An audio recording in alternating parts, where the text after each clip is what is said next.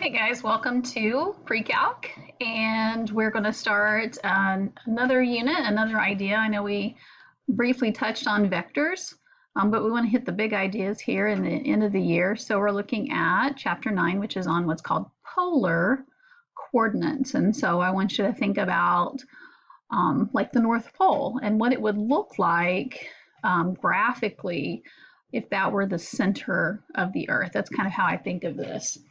And so we're going to graph points with polar coordinates, and we're going to graph simple polar equations.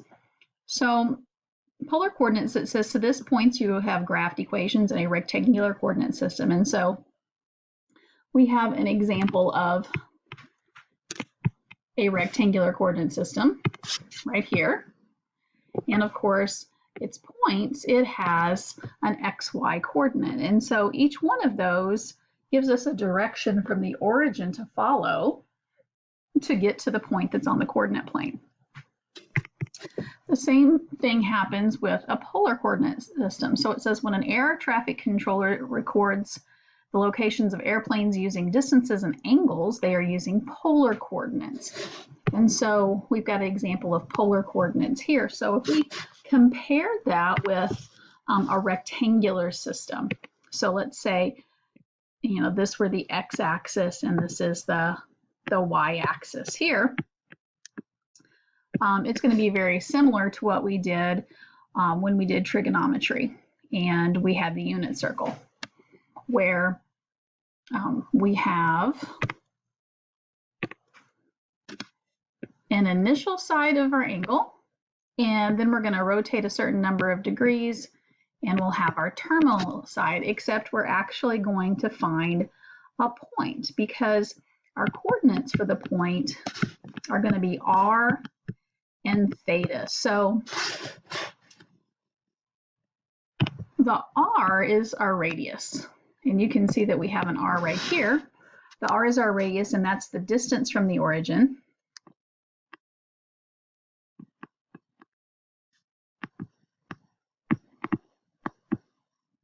Excuse my handwriting, it's a little tough here with what I'm using, but it's the distance from the origin. See if we can make that look like a real word.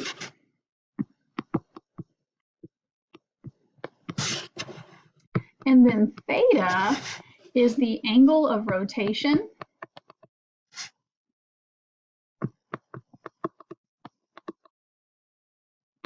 from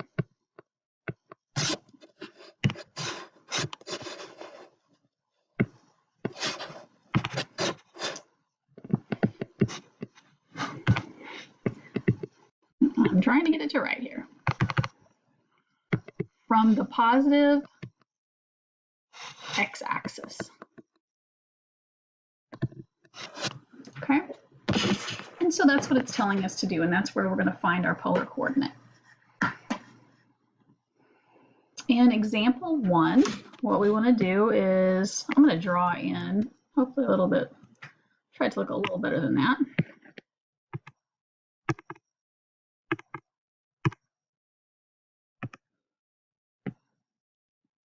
So we'll have an x or a y-axis here and our x-axis.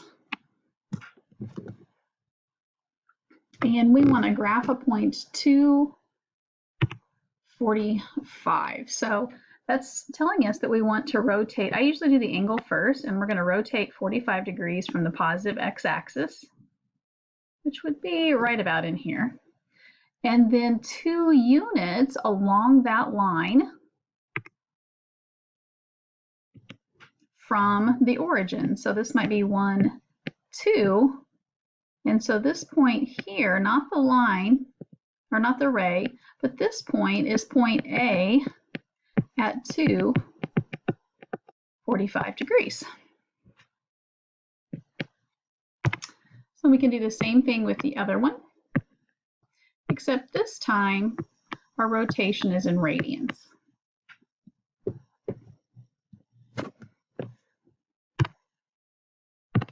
And so I'm going to go 2 pi over 3. Remember, pi over 3 is 60 degrees, so 2 pi over 3 would be 120 degrees.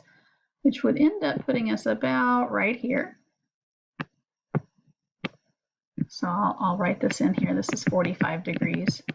This would be about 2 pi over 3. And then it says we want to go negative 1.5.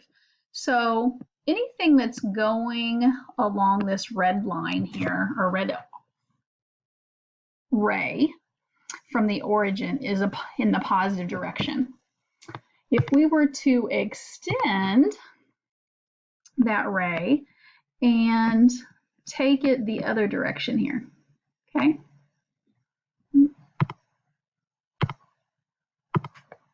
Try to draw it in a little bit better here. This would actually be the negative direction. So again, the positive direction would be on the red line, and the negative direction would be on the orange ray, and we would go 1.5 units there. So 1, and then if this were 2, 1.5 would be right here. So this is actually B, which is negative 1.5 and 2 pi over 3. So negative implies that we're going to go the opposite direction of the terminal side of the angle.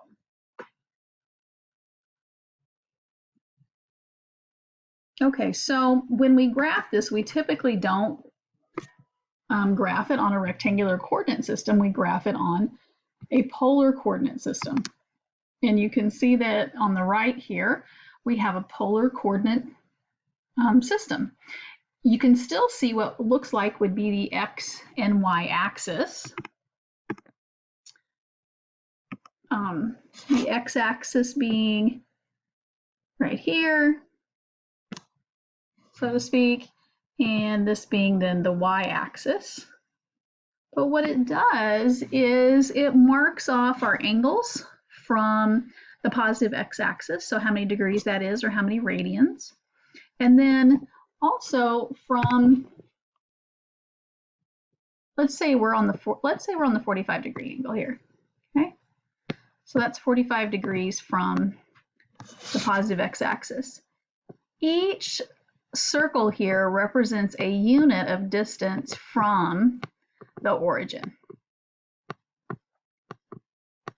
So in this case, we have, let's see, 1, 2, 3, 4, 5, 6, 7, 8 units from the origin there.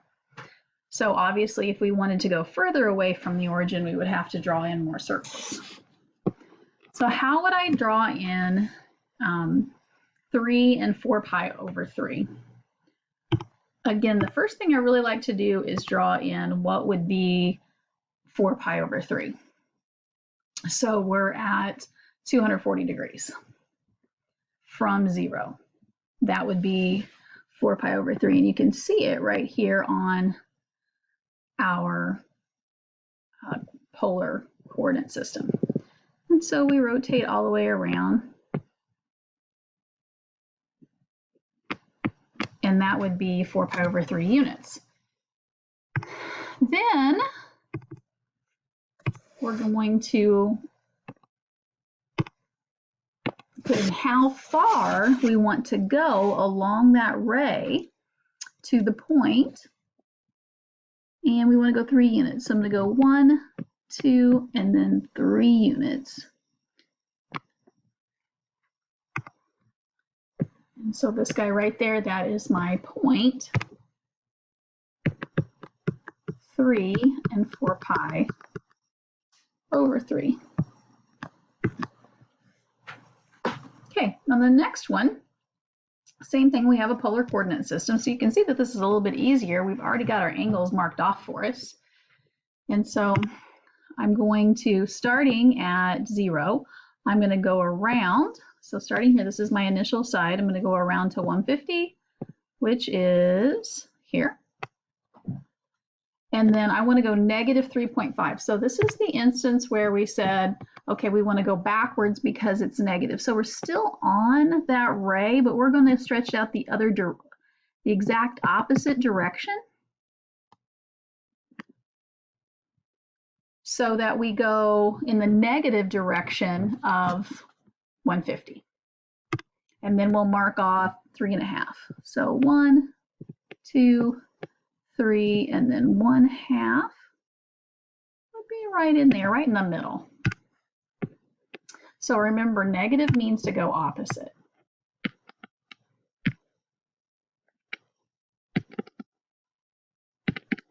In the opposite direction.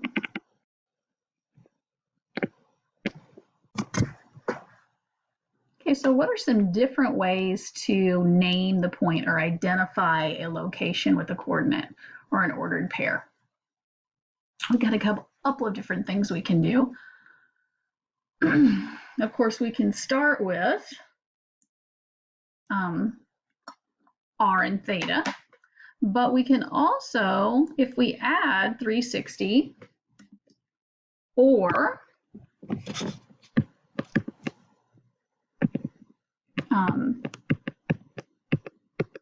2 pi,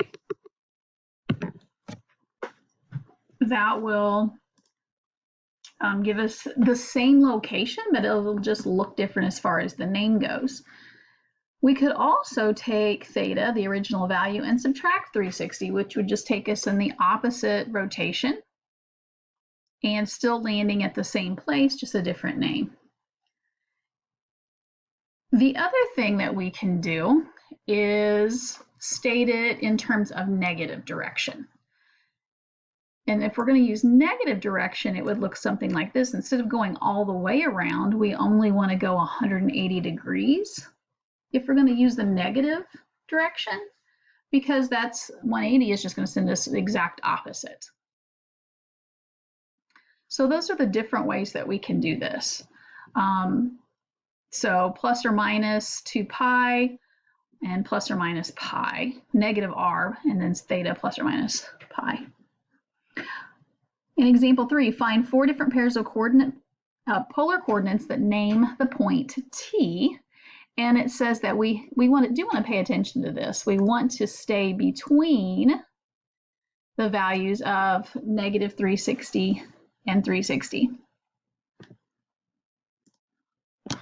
So the first thing we might do is just name the point itself. So it looks like we are 1, 2, 3, 4 units from the origin, and we've rotated 135 degrees from 0. So there's 1.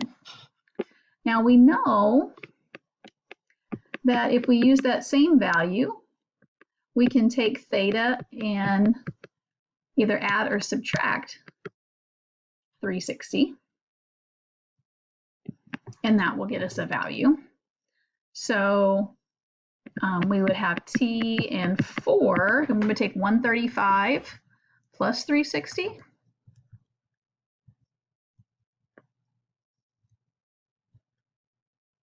And get 495.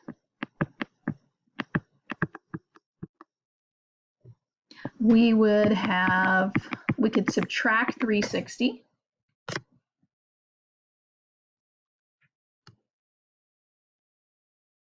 And that will give us negative 225. Now, of my options, this is a good one because the angle is between negative 360 and 360.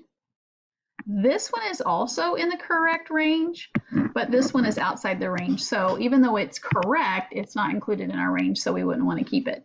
And then the other thing we could do is, for our point, go in the opposite direction and say negative 4 and then theta plus or minus 180. So for that, T would be negative 4, and if I take 135 plus 180, I'm going to get 315. So that's well within the range of values. And my other one, I would take negative 4 and then take 135 minus 180 and get negative 45. So this will work, and this will work because it's in our range of values.